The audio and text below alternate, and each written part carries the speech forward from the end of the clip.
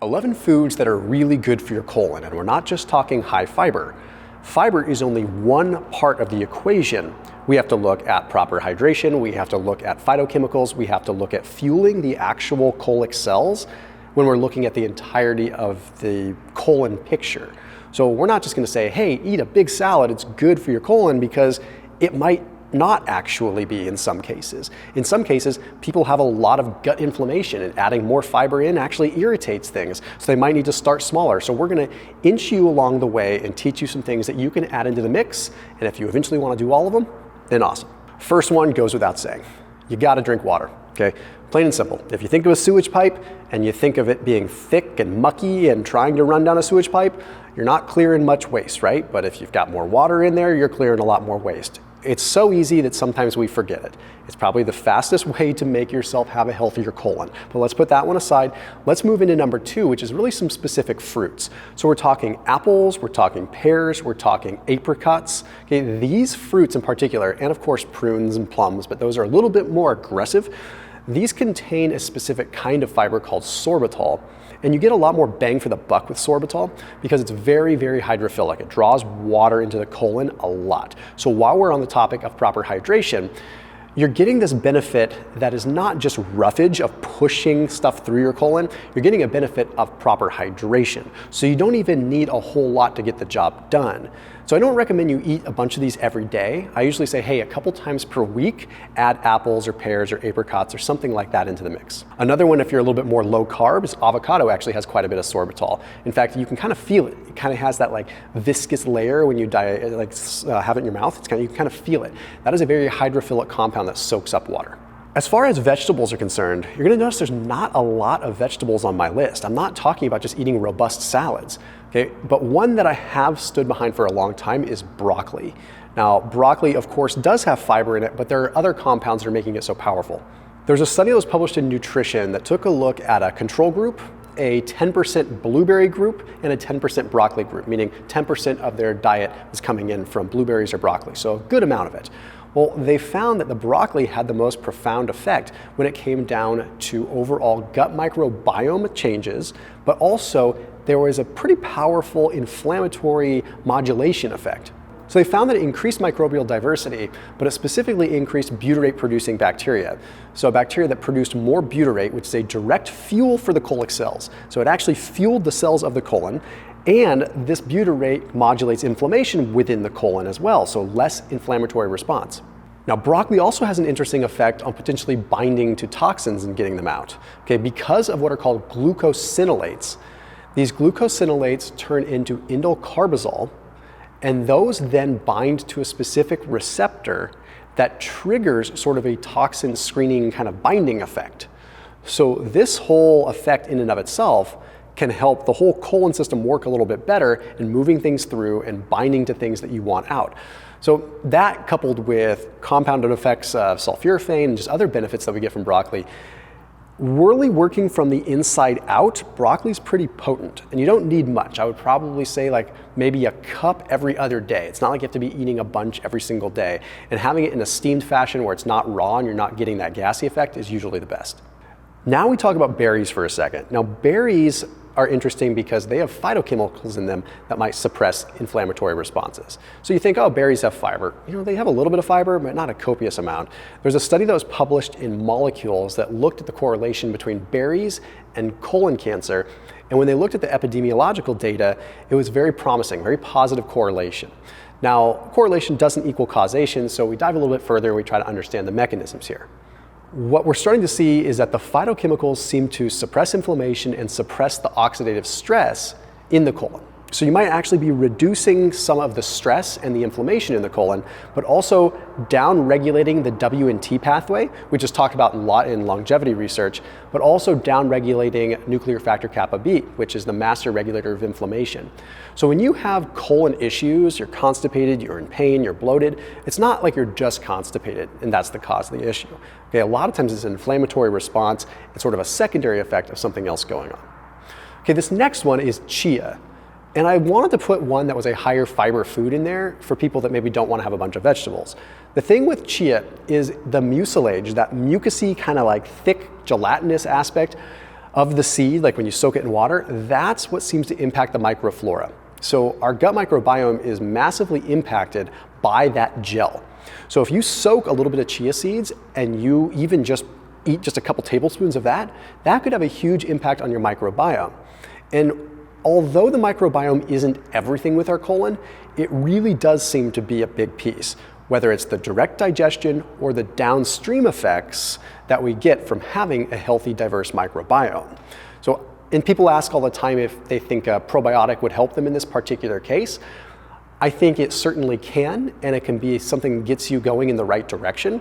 The dietary changes really need to be the things that you focus on first, but having supplemental probiotics can at least help plant some of the appropriate seeds, so to speak, to kind of get things going. I put a link down below for the one that I recommend because people ask all the time. That's also a 15% off discount link. It's a product called Seed, and it is considered a symbiotic because it's a probiotic and a prebiotic. So it's a capsule inside of a capsule. It's pretty cool. So it's kind of a 2-in-1. And they've done a lot of microbiome research. I think they're really a good one that I stand behind as far as who's paving the way with research, as far as who has a truly legitimate vetted product and who's going places. So I don't really recommend probiotics much, but in this case, I would say Seed probably is the best possible one. They've been a sponsor on this channel for a number of years as well, so I've definitely stood behind them for quite a long time. That link is down below, top line of the description, right underneath this video. Next up is going to be kimchi. Now it's funny because kimchi is touted as a probiotic food, but I have to be candid here. Like the whole probiotic food thing, as far as the research is concerned, it's quite limited to dairy as being like legitimate probiotic foods. I can't find a lot of research that legitimately says that like kombucha or kimchi add probiotics into your diet, add bacteria into your gut, right? So with that, why do we see research that shows that kimchi helps the gut overall? Well, there's probably a lot of prebiotics, onions, we've got the garlic, we've got these fermentable things. And the fermentation process has started in the kimchi, so when you ingest them, you're getting like an already done for you, somewhat digested prebiotic fiber that's a little easier on your gut. So if you're trying to introduce fibers and you get bloated, kimchi might be a good place to start because it's already somewhat digested and the fermentation process has already started. So you may get a probiotic effect, but more importantly, you get a prebiotic effect. Now moving into the next one, you thought I was going to say kombucha, but I'm not the biggest kombucha fan because again, there's not enough data for me to safely say that kombucha is going to add bacteria into your gut. Water kefir, I think, is a better bet if you're looking for like a lower calorie, lower carb option. Water kefir is great. Okay, the fermentation process has started. There's no additional sugars, but realistically, straight up kefir. Straight up like kefir, potato, that's the best way to go. The research is there as far as colon health, as far as actually being a true legitimate probiotic food. I think a couple little servings, like maybe quarter cup or half cup of kefir every other day or so is a really good place to start for fueling the colic cells and for getting the bacteria back in your gut so that you can really get that diversity you want. This next one is super cool because I've been a big fan of apple cider vinegar for a long time, but I'm usually a fan of it from the glycemic control side, how it affects metabolism, glucose utilization. But when you look at how it's fermented, essentially apple cider vinegar, you've got apple cider or apple juice that's really been fermented for a long time. So far, the alcohol turns into acetic acid. The alcohol turns into a vinegar. So it's no longer alcohol. You've got straight up acetic acid, which can be used as fuel for cells, for one. But additionally, it ends up having enzymes and bacteria and proteins in it that affect digestion. That's why you see so much anecdotal evidence out there of people that like little servings of apple cider vinegar because it really helps their digestion. So there's a lot of aspects there. It might help you with the digestion up in the upper phase, but it also might plant some of the bacteria that has a powerful impact in the lower digestive phase too.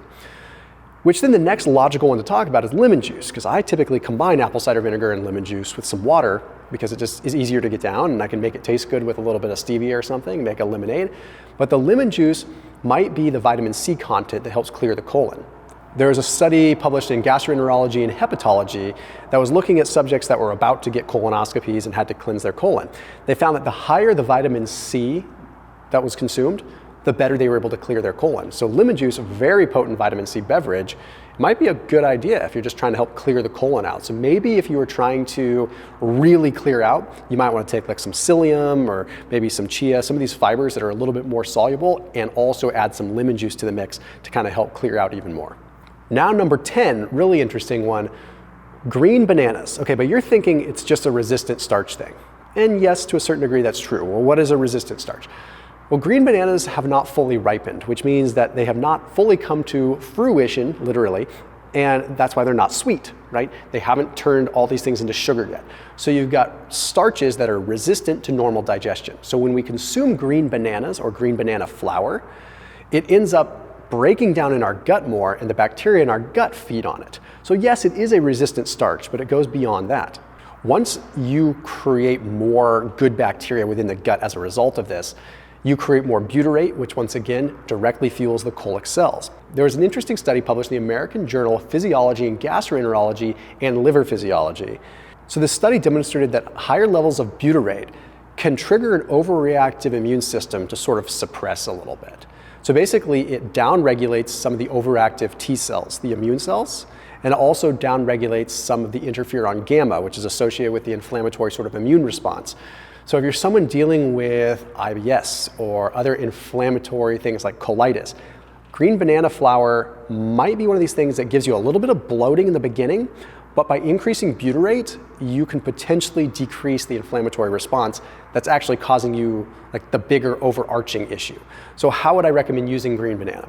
I would recommend just starting with maybe a quarter or a half of a regular unripe banana and just doing little bits at a time. Just doing a couple slices, like a couple thin little quarter-sized slices. Start there, see how you feel, and then it's one of those things that you really should become part of your daily routine if you have gastric issues. I think over time, your body develops the ability to utilize it, and you start feeding the bacteria, and then it just becomes constant feeding and constant nurturing. The next one is buckwheat. And I put buckwheat on last because some people think, okay, it's wheat, it's not good, but it's also one of the most powerful things. So it's kind of a gift for you if you stuck through this whole video. Buckwheat is called a pseudo cereal. It's kind of like quinoa. It's not literally a cereal, but it's treated as a cereal. It's technically a seed, but it's not coming from grass. So it's not an actual like cereal grain grass thing, which means that it's less inflammatory, which means that it's gluten-free, which means that it doesn't cause the same distress that some of these other grains do for people. So one, you get to have your bread and eat it too without distress, but two, it's got a potential upside too. Because it's so high in rutin, quercetin, and vitaxin, it's a powerful anti-inflammatory, but it's also a resistant starch. So it's much like green bananas in the sense that it's kind of hard to digest. So if you're starting out with it, start small, maybe get some buckwheat bread or make some buckwheat bread, which is usually going to be pretty dense. Start small and inch your way up. So it's pretty powerful. So all these things combined, you can try different things each day. You can see what works best for you. You can see what gives you bloating, what doesn't. But at the end of the day, they're all good for your colon. I'll see you tomorrow.